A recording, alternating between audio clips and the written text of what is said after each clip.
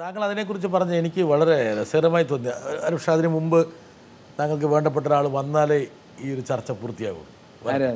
വരട്ടെ. Innocent cancer രോഗം വന്ന സമയത്തും ചികിത്സയുടെ സമയത്തും അതിനെ എങ്ങനെ നേരിട്ടു എന്നതിനെക്കുറിച്ച് ഞങ്ങൾക്ക് അത്ഭുതപ്പെട്ടിട്ടുണ്ട്. ചിരിയോടുകൂടെ തന്നെ, നർമ്മത്തോടുകൂടെ തന്നെ അതിനെ നേരിടാൻ ഇന്നസെൻ്റ് സാധിച്ചു. അത് മാത്രമല്ല, മറ്റ് പലരും തുറന്നു പറയാൻ മടിക്കുമ്പോൾ ഇന്നസെൻ്റ് ആദ്യ ദിവസം തന്നെ തുറന്നു പറഞ്ഞു, സമൂഹത്തോട് തുറന്നു പറഞ്ഞു, എനിക്ക് ക്യാൻസറാണ്, ഞാൻ ചികിത്സിച്ചുകൊണ്ടിരിക്കുകയാണ് തുറന്നു പറഞ്ഞു. അത് ആ ഒരു മനസ്സിനെ പ്രത്യേകിച്ച് നമുക്ക് തിരിച്ചറിയാൻ സഹായിക്കുന്ന ഒരു കാര്യമാണ്. ഗംഗാധരൻ ഡോക്ടർ, ഈ ഡോക്ടറും താങ്കളുടെ നർമ്മവും കൂടെ ഒരുമിച്ച് ചേർന്നപ്പോഴാണ് നമ്മുടെ രോഗം ആ രോഗത്തെ പറവറപ്പിച്ച്. ഈ ഡോക്ടർ ഒരു കാര്യം, ഇപ്പം ഞാൻ ഡോക്ടറെ കണ്ടപ്പോഴാണ് എനിക്കത് ഓർമ്മ വന്നു. ഒരു ദിവസം ഡോക്ടർ എൻ്റെ റൂമിൽ വന്നപ്പോൾ ഞാനുണ്ട്, എൻ്റെ വൈഫുണ്ട്. എന്നെ വന്നിങ്ങനെ സംസാരിച്ച് കഴിഞ്ഞപ്പോൾ അദ്ദേഹം പറഞ്ഞു, ഇന്നസെൻ്റ് ഒരു കാര്യം അറിയാം. അപ്പോൾ ഡോക്ടർ ലിസി എന്ന് പറഞ്ഞിട്ട് ഡോക്ടറുണ്ട് ഈ ലേക്ക് ഷോർ ഹോസ്പിറ്റലിൽ. ഇന്നസെൻറ്റിനെ ബോൺമാരോ ഇതൊക്കെ ചെയ്യാൻ വരുന്ന ഡോക്ടർ ലിസി ഇല്ലേ? ഞാൻ പറഞ്ഞു ഉവ്വ്. അതായത് ഇദ്ദേഹത്തിൻ്റെ അസിസ്റ്റൻ്റാണ്. ആ ഉവ്വ്. അപ്പോൾ 2 കീമോ എൻ്റെ കഴിഞ്ഞു. ഞാൻ പറഞ്ഞു ഉവ്വ്, എന്താണ്? അവർക്കും ക്യാൻസറാണ്. അവർക്കും ക്യാൻസറാണെന്ന് അറിയുന്നത് അതിൻ്റെ 3 ദിവസം മുമ്പാണ്. അതിൽ നമ്മളൊന്ന് ഞെട്ടി. ശരിക്കും അതൊക്കെ കേൾക്കുമ്പോൾ വലിയ ഭയം തോന്നേണ്ട സമയമാണ്. അപ്പോൾ ഞാൻ ഡോക്ടർ ഗംഗാധരനോട് പറഞ്ഞു, നിങ്ങളൊക്കെ ക്യാൻസർ പിടിച്ച് ചത്തുപോകണമെങ്കിൽ ഞങ്ങളുടെ കാര്യം പിന്നെ ആരാ നോക്കാമെന്ന് ചോദിച്ചു. അദ്ദേഹം പെട്ടെന്ന് ചിരിച്ചിട്ട് എൻ്റെ പുറത്ത് തട്ടിയിട്ട് പിന്നെ ആളങ്ങോട്ട് പോയി. അങ്ങനെയാണ് നമ്മളിതിനെ കണ്ടത്. ഞാനും എൻ്റെ മകനും കൂടി ആ ലിഫ്റ്റിൽ ചെന്ന് കയറാൻ നേരത്ത് ഡോക്ടർ ലിസി ഒരു സ്റ്റെതസ്കോപ്പും കഴുത്തിലിട്ടിട്ട് ആ ലിഫ്റ്റിൽ വന്ന് നിന്നു. ഞങ്ങൾ കയറി കഴിഞ്ഞ് കഴിഞ്ഞിട്ട് അവർ എന്നോട് ചോദിച്ചു, ഡോക്ടർ ഗംഗാധരൻ എല്ലാം പറഞ്ഞു അല്ലേ എന്ന് ചോദിച്ചു. ഞാൻ പറഞ്ഞു അതെ പറഞ്ഞു എന്ന് പറയില്ല. അവർ വായ പൊത്തി, അവർക്ക് സങ്കടം വന്നു പോയി. അവർ എൻ്റെ അടുക്ക പറയാറുണ്ട്, ഇന്നസെൻ്റ് ഞങ്ങളില്ലേ നിങ്ങളുടെ കൂടെ, ധൈര്യമായിട്ടിരിക്കുക. അതുപോലെ തന്നെ ഞാനും അവരോട് പറഞ്ഞു, ഞങ്ങളില്ലേ, ധൈര്യമായിട്ടിരിക്കുക.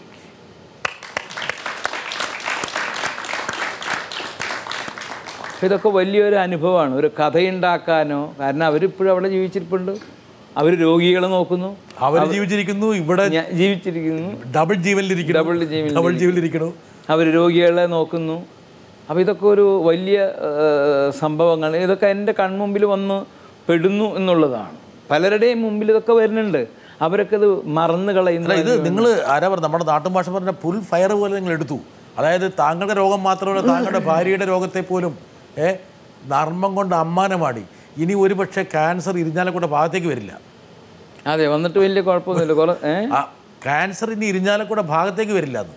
അതെ, ആ സമയത്ത് എനിക്ക് ഇതുപോലെ ക്യാൻസറിന് 8ന്റെ പണി കിട്ടിയ പരിപാടി ഉണ്ടാവില്ല. അതാ ഒരാൾ പറഞ്ഞേ, ക്യാൻസർ ഇനി ആ ഭാഗത്തേക്ക് എത്തി നോക്കാനൊന്ന് പേടിക്കും എന്ന കാരണം അവിടെ മറ്റേ ചങ്ങാതി ഉണ്ട് ഇരിഞ്ഞാലക്കുടയിൽ. ഞാനുണ്ട്. അത്ര ഒരുപാട് പേർക്ക് അതുകൊണ്ടുള്ള ഗുണങ്ങൾ കിട്ടി. ഭയം മാറി. പലരും നമ്മൾ തുറന്നു പറയുന്നത് കൊണ്ട് ഉള്ള ഒരു കാര്യമാണ്. പിന്നെ ഇതിന് കുറേ അന്ധവിശ്വാസങ്ങളുണ്ട്. ആ പൊടി കഴിക്കുക, ഈ കായ കഴിക്കുക, മറ്റത് കഴിക്കുക, ഇതൊക്കെ കഴിച്ചു കഴിഞ്ഞാൽ ഇതിപ്പോൾ ഇന്നലെ ഉച്ചയ്ക്ക് ഊണ് കഴിക്കുന്ന സമയത്ത് ഒരാൾ ഹാർട്ട് അറ്റാക്കാണ് ഭാര്യയ്ക്ക്, 5 ഇതുണ്ട്, അപ്പം അതിന് സ്റ്റെൻഡ് ഇടണം. അപ്പോൾ ആ ഭാര്യ പറയുകയാണ്, ഭർത്താവ് പറയുക, ഞങ്ങൾ ഇനി നാട്ടുവൈദ്യത്തിലേക്കാണ് പോണേ. അപ്പോൾ ആ നാട്ടുവൈദ്യം കൊള്ളാവുന്നൊരു നാട്ടുവൈദ്യത്തിലല്ല. ഓരോ സ്ഥലത്ത് കള്ള വൈദ്യന്മാർ എന്ന് പറയുന്ന ആളുകളുണ്ട്, കുറേ പേര്. ആ വേര് കടിച്ചു തിന്നാൽ മതി, അസുഖം മാറും എന്നൊക്കെ പറയാ. ഒരു പൊടി കഴിക്കണം, ഒരു പൊടി കഴിക്കണം. അപ്പം അതൊക്കെ പലരും വന്ന് ഉപദേശിച്ചില്ലേ? ഒരുപാട് പേര് വന്ന് ഉപദേശിച്ചു എൻ്റെ അടുക്ക്, ഇങ്ങനത്തെ കാര്യങ്ങളും കഥകളും കാര്യങ്ങളൊക്കെ പറഞ്ഞു. ക്യാൻസർ എളുപ്പം മാറും എന്ന് പറഞ്ഞില്ലേ? താങ്കൾ അവരെ എങ്ങനെ കൈകാര്യം ചെയ്തു എന്ന് പറഞ്ഞാൽ അയാൾ ഒരു തവണ ഒരു ബാംഗ്ലൂരിൽ നിന്ന് ഒരു ഭാര്യയും ഭർത്താവും ഓടി വന്നു കഴിഞ്ഞിട്ട് എൻ്റെ അടുക്ക് വന്ന് പറഞ്ഞു, അവർക്ക് യേശു ക്രിസ്തു പ്രത്യക്ഷപ്പെട്ടു അവരുടെ വീട്ടിൽ കഴിഞ്ഞ ആഴ്ചയിൽ. എന്നിട്ട് അവരോട് പറഞ്ഞു, ഇരിഞ്ഞാലക്കുടയിൽ ഇന്നസെൻ്റ് എന്ന് പറഞ്ഞിട്ട് ഒരാളുണ്ട്, അയാളെ തൊട്ട് സുഖപ്പെടുത്തണം. അപ്പം ഞാൻ ചോദിച്ചു, നിങ്ങൾ ആരാണ്?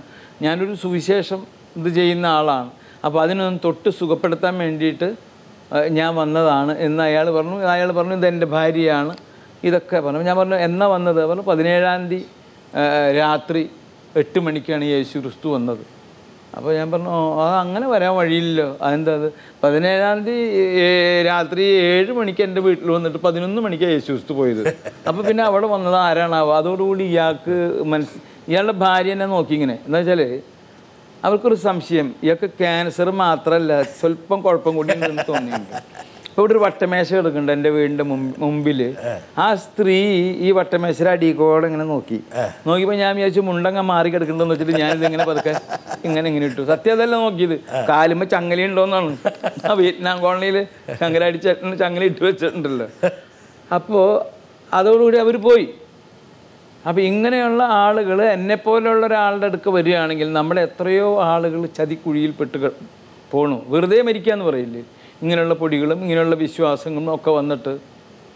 അപ്പോൾ അത് ഒക്കെ ശരിക്കും പറയുകയാണെങ്കിൽ അതൊക്കെ കൊലപാതകത്തിൻ്റെ അതെ ആ കണക്കിൽ പെടുത്തേണ്ട ശാസ്ത്രത്തിൻ്റെ വഴിത്താരയിൽ ഒരുപക്ഷെ ഇങ്ങനെ വേദനയുള്ളവർക്ക് ആ വേദന മാറ്റാൻ വേണ്ടി ശ്രമിക്കുന്നതിന് പകരം അന്ധവിശ്വാസം പ്രചരിപ്പിച്ച് നടക്കുന്ന ആൾക്കാരാണ് നമ്മുടെ സമൂഹത്തിൽ കൂടുതലായിട്ടുള്ളത്.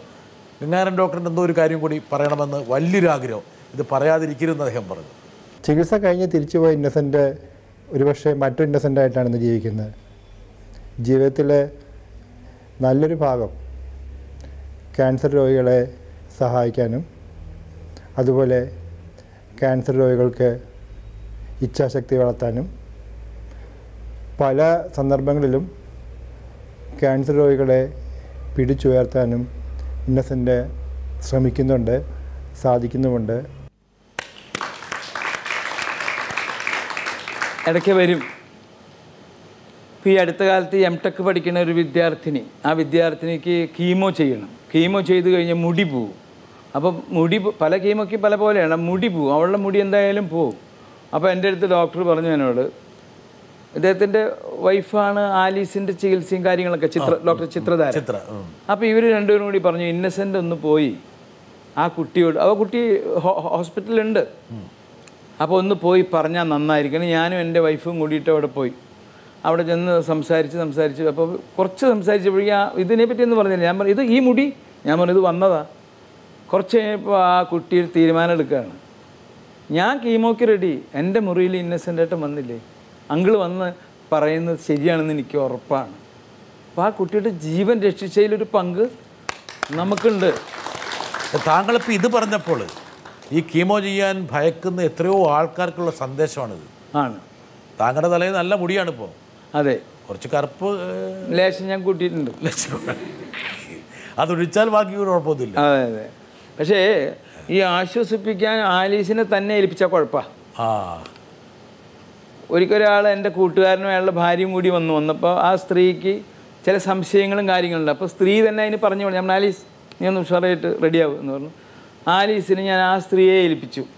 അപ്പോൾ ആലീസ് ആ സ്ത്രീനെ വളരെ നന്നായിട്ട് പറഞ്ഞ് ബോധ്യപ്പെടുത്തണം. കുറച്ച് കഴിഞ്ഞ് ഞാൻ വരുമ്പോൾ കാണുന്നത് ആ സ്ത്രീ ആലീസിനോട് പേടിക്കേണ്ട ചേച്ചി എന്തിനാ കരയണേ, ചേച്ചി അയ്യോ എന്ന് പറഞ്ഞ് കരയാണ്. അവരെ ആശ്വസിപ്പിക്കാനാണ് ഇവരെ ഏൽപ്പിച്ചത്. അപ്പോൾ അങ്ങനെയുള്ള അബദ്ധങ്ങളൊക്കെ ചിലപ്പോൾ ആലീസിൻ്റെ ഭാഗത്തുനിന്നുണ്ടാവും. പക്ഷേ ഞാൻ എപ്പോഴും ആദ്യം വന്നത് ആലീസിനായിരുന്നുവെങ്കിൽ ഇതാകെ കുഴപ്പമായി പോയത്. ഇത് എനിക്ക് വന്നിട്ട് ആലീസിന് മനസ്സിലായി ഇത് ഇത്രയേ ഉള്ളൂ എന്നുള്ളത്. ഒരു നീർവീഴ്ചപ്പനിയുടെ ഗൗരവം പോലും ക്യാൻസറിനില്ല എന്നുള്ളത് ആലീസ് മനസ്സിലാക്കിയപ്പോഴാണ് എനിക്കും ഒരു മനസ്സമാധാനമായത്.